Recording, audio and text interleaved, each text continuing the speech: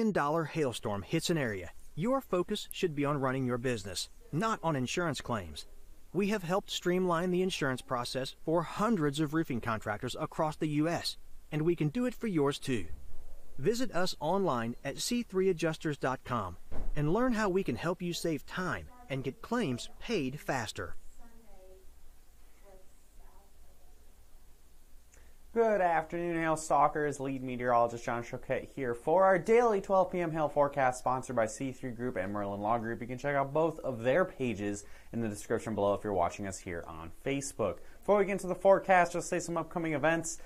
This upcoming weekend is the International Hail Expo in St. Louis, Missouri. We will be there from March 8th and March 9th. Get more details, you can go look them up. And also, I do have a link in the description below for this as well. The first event has ended, but March 12th is the next Company Cam Highway to Hail event. We have these going all the way through May 3rd, which ends in Chicago. So if you guys are interested in seeing us there, along with a bunch of other awesome speakers, you can go ahead and click on the link that is in our description, and you can go check out whichever one is closest to you. So we have a new website and app that's available. I know a lot of you guys may have seen it for the first time with the stuff that happened in Georgia, and I know with the potential with more storms this weekend, if you haven't been paying too much attention to hail trace recently, there's a lot of new stuff. So if you need some guidance, you can give us a call. We can set up a training, and every Tuesday and Thursday, Matt does trainings for a wider audience, I think at 3 p.m. Central Time, so I don't want to miss those either. So jumping right into that forecast, today is nothing to really talk about, nor is there anything to talk about tomorrow. There's no hail expected either day.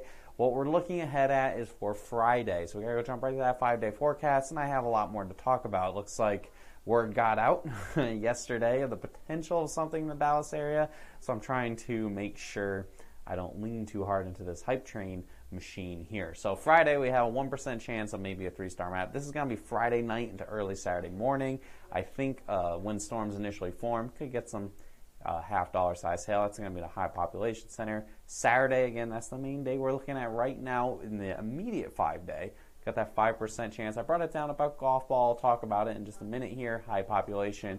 And then once we get beyond that, Sunday is going to be quiet. However, there is more even in the horizon beyond Sunday. So, first things first, that look ahead map. This is the area concern for Friday night. It's going to be after midnight, overnight. So it's northern sides of the Dallas metro. So like Denton, for example, McKinney, Plano, Frisco, all the way up to just south Oklahoma City, maybe as far north as Norman, and then east in the southeastern Oklahoma. I think some storms are going to form, and that'll give you the potential for some maybe $half size hail. You move ahead to Saturday, and that threat does progress east. I think the majority of the hail threat is going to be on the western sides. If you pay attention to the National Weather Service, for example, SBC, they have a risk that extends all the way out to like that. I don't think there's going to be hail that far to the east. I think it'll be a squall line for sure by then. So I think the majority of the hail is going to be a good chunk of Arkansas, from St. Louis point south in Missouri, parts of northern Louisiana, possibly as far east as Memphis, and yes, right there on the eastern fringes of the Dallas Metroplex. Now, this is pushed a little east from what we had yesterday, and that is because it looks like things are moving very quick. This system is not slowing down. It's actually looking like it's going faster, which is, I'll have a pros and cons list in just a second here, and nothing on Sunday. So, Saturday setup, I got a pros and cons list here. The pros, we got a lot of warm air available. It's going to be nice and warm, moist. That's what you need for storms. It's a negatively tilted trough. If you guys don't know what that means, it's good for severe weather. It's good for supercells and everything. And high lapse rates, and again, if you don't know what that means, it means it's favorable for hail. You get higher lapse rates, you get better, bigger hail. So, those are the pros for Saturday. Cons, unfortunately, the system is moving quick as hell. I think if we're going to have a cold front move through the Dallas area in the morning, and it'll probably be at the Mississippi River by the evening. That's very quick, and that means any supercells that form could get overtaken by the cold front and cause a squall line, which makes the storm mode uncertain. We want supercells. We want like what happened on Sunday, except for the deadly tornadoes. You want the isolated supercells that have hail, that are flying across the area. Yeah, it'll be going quick, but there's hail. Get a squall line, well, you're not going to be seeing too much in the way of hail. So There might be too much forcing as well, which could also kind of lean into that possibility of a squall line. I think even when storms form Friday night, there's going to be a lot of force because the storm is moving so quick that it could make it so you're going to have a brief window for hail and then it turns into a line of storms. Now, of course, obviously, if you guys watched yesterday, I know quite a few of you did, things change every single day. It's going a little faster right now, kind of going a little slower later. One of the American models that's better at this kind of stuff first came in a little while ago, and it's showing things a little bit more favorable. So things that, my personal opinion with the pros, these pros here means there will be some kind of supercells. Now, whether or not it's for Dallas-Fort Worth specifically is going to come down to how fast the system moves in. If it's hauling ass, we're probably not going to see hail in the Dallas area any time after 9 a.m. But if it slows down a little bit, then, we could be talking. So, got to keep an eye on that. But my biggest focus is actually not even on Saturday anymore. I'm looking ahead. There's more to look at. So even if Saturday is a bust, you see it east of Dallas, or it ends up being a squall line, it's not that much hail, don't worry. We're probably going to see another system, and this one's on Tuesday, and this one's pretty potent enough where we are paying close attention to it already about a week out. So we're going to be watching very carefully for Tuesday. This is Saturday, and this is Tuesday's system here. You see a pretty intense looking colors. You got the reds and the yellows coming through. This would be potentially Oklahoma, Dallas. It could be an I-35 corridor event in early March. Again, early March is a little hard. Things are moving quick.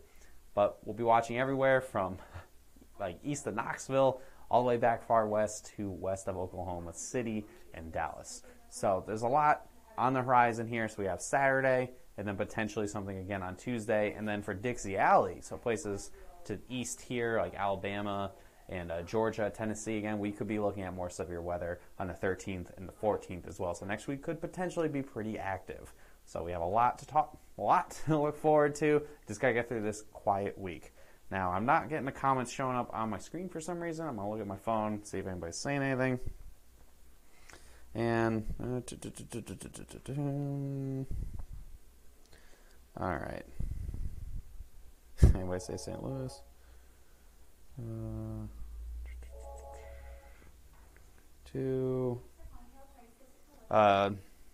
Joel asks about Joplin. It's possible it would be more elevated hail stuff on Saturday, probably Saturday mid-afternoon.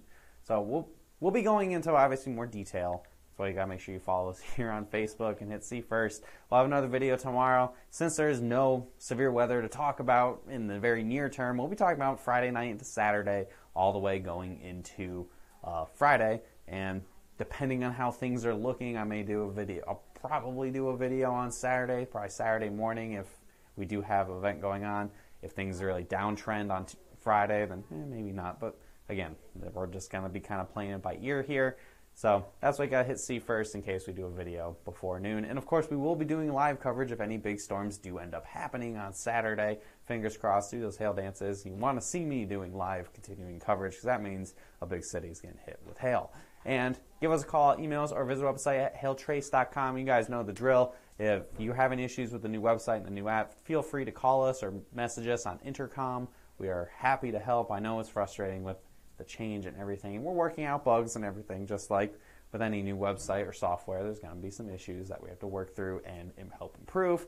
And follow us on Instagram as well. We do posts on there, do some behind-the-scenes stuff and everything. Just, it'd be great for when we're actually storm chasing, hopefully, fingers crossed, in the near future. So I will see you guys again tomorrow at 12 p.m. Put comments and questions and concerns in the comments section below. I'll try to keep an eye on it through the rest of today. So I know this is a more high-profile event. We got our first real severe weather event possible in places that aren't Georgia. So I know there's quite a bit of interest. I'll see you again tomorrow at 12 p.m. like you do on every single day and whatever platform you watch us from. Have a great rest of your Wednesday.